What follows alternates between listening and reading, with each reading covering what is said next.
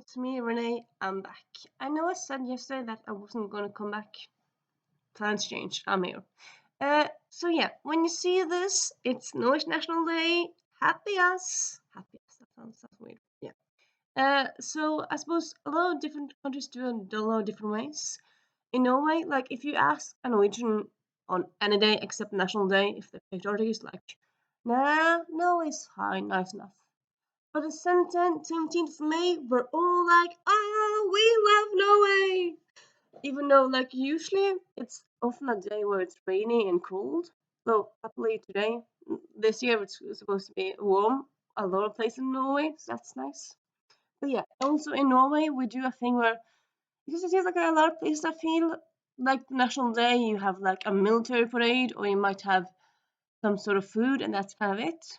In Norway, you have a kids parade, you have a public parade where you have like the different public officers walk in a parade, and you have lots of speeches. Yeah, it's a big deal.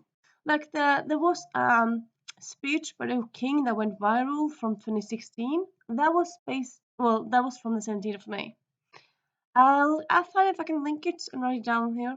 But yeah, so I've done, well, last year, 2 years ago, last year, I made a Norway book tag because I felt like it.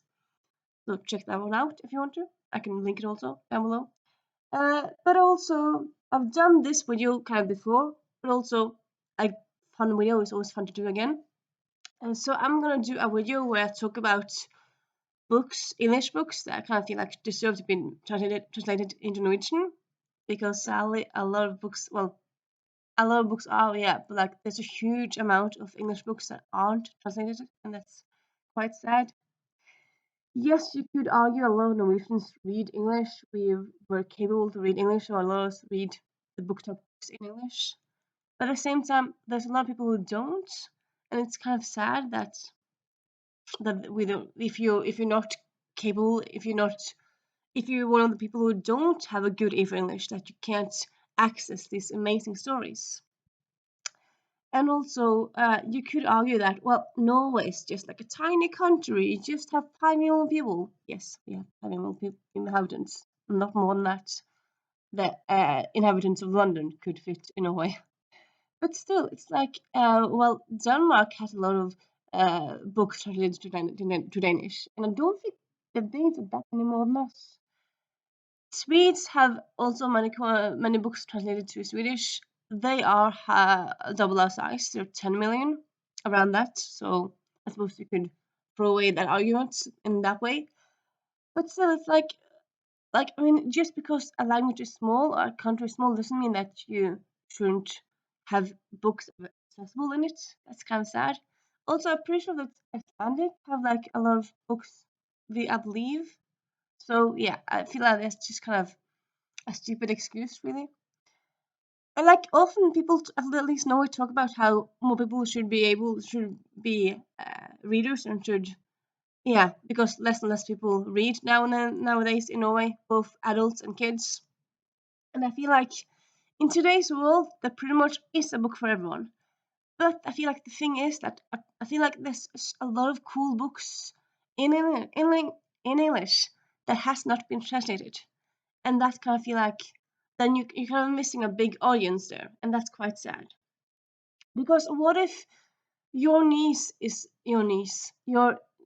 interest is very specific, and then a book exists about that specific, like about shoemaker from Versailles in the 1700s. Maybe that book exists, but not in Norwegian. What are you gonna do then? Are you gonna just learn French because of one book? I suppose you could, but yeah, that's a lot to take, really. And yeah, so yeah, I'm gonna do some English books I feel like should be available in Norwegian, but I'm also gonna do the opposite. Norwegian book I feel should be translated to English.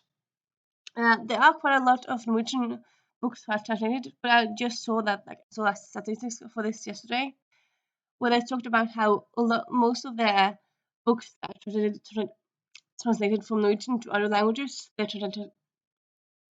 translated to German, Swedish, or Denmark or Danish. So not a lot to English, sadly.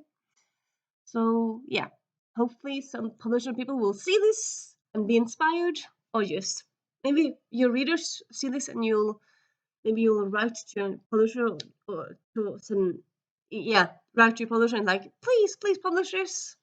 Because I feel like sometimes if a fan base talks a lot about a book, then it might get translated. Like the Orange Child series by Siri Pettersen.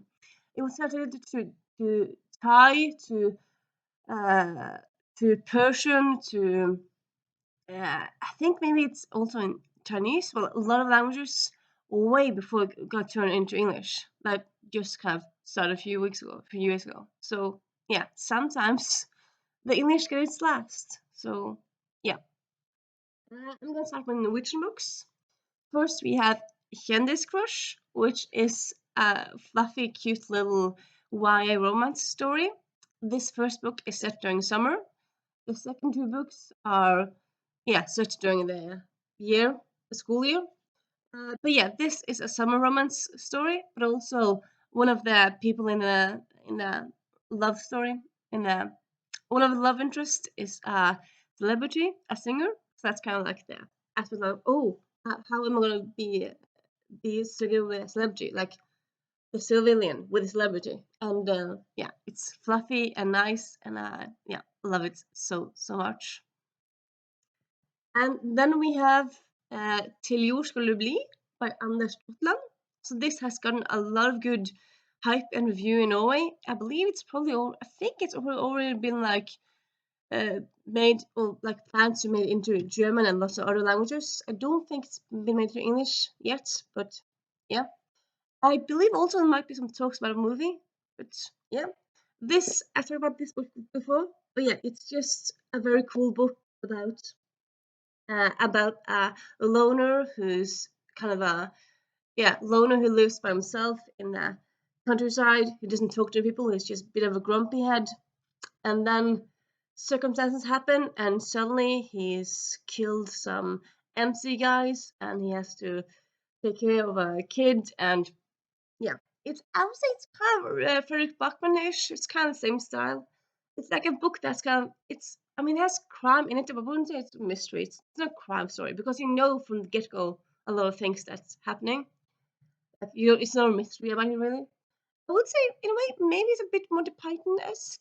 I like dark humor, absurd story-ish. Yeah. Then we have the Benny books. So here I just decided to show the first and second last. Benny går berserk, and the last Benny går planken. So as you might have guessed from this cover, Benny is gay. In the first book, he kind of thinks about himself and comes out to his family. And in the second book, he gets a boyfriend, and then the last book here, he and his boyfriend go on a vacation, and also just kind of cool to have a gay kiss on a cover. That's not something you have very often. And yeah, I would say the main thing that the Benny series is a humor story. It's YA contemporary. Well, sorry, YA. It's middle grade. Yeah, it's middle grade humor. It's very funny. There's some mystery here to it, but it's mostly like humor story. I would say the first one kind of reads a lot like Home Alone in a way. And yeah, it's very, very funny. The whole series is just so amazing. And then we have Trollheim, which is, as you might have guessed, based around Nordic myths. So one of the villains is Loki, and then you have Loki's kind of monsters and whatnot, and then you have vampires in this story and whatnot, and it's just lovely. You have nice illustrations here and there with pictures, and yeah, so far there's 6 books in the series. I love the first one. The second book, kind of lost interest after that, but like I would say it's just a great story for like middle grades or middle grade readers. So yeah, I kind of feel like this very much deserves to be to an English audience as well. Then we have Sofienberg Mysteria, a cozy mystery, where one of the the main characters is a guy in his 70s, and then it's a young man in his early 20s, solving crime together. And yeah, it's quite cozy, and it's cozy and funny, and I love it. And yeah. Then we have Får jeg ikke danse, det ikke min illusjon. This is a new book. This is a book of quotes, feminist quotes, with pictures here and there. And I just, yeah, sometimes the pictures of people and whatnot. And yeah, just love this book really. Then you have the Vilma series. This being the second book. I have the first book somewhere. I don't know where it is. So yeah. The Vilma series is a romantic comedy / contemporary story about Vilma in her 30s. She's kind of been alone in the beginning of the book, and then after a while she comes out of her shell. I would say she's autistic coded. It's not on page, but I would say she's quite autistic coded really. But yeah, it's just it's kind of in a way Richard Curtis-ish, I would say, but like with a female main character.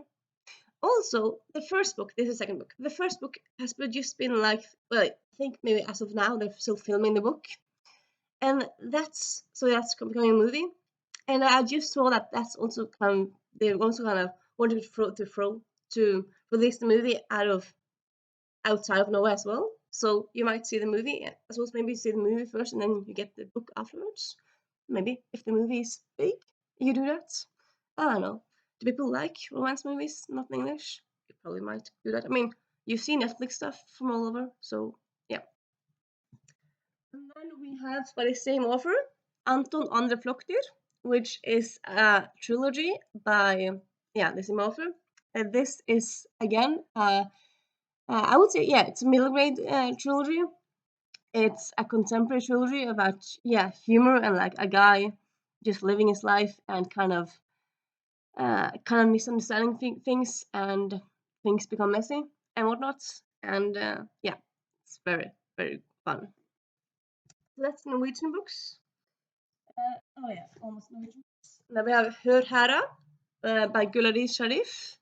This is by a Iranian Pakistani. I think it's Pakistani Norwegian. Yeah, Pakistani Norwegian.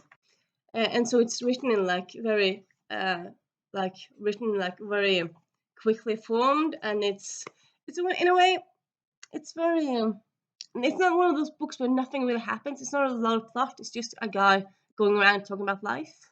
But he has like he observes the world and life, and yeah, it's quite delightful really.